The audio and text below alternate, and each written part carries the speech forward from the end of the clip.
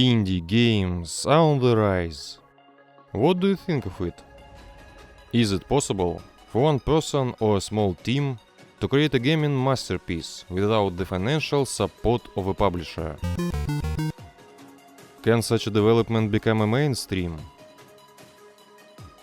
Let's try to figure it out. And for example, let's take the game Braid. This is a philosophical time puzzle created by Jonathan David Blow.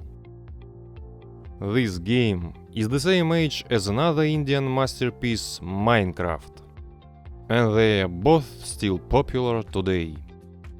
What is the secret? The cornerstone of any development is labor intensity.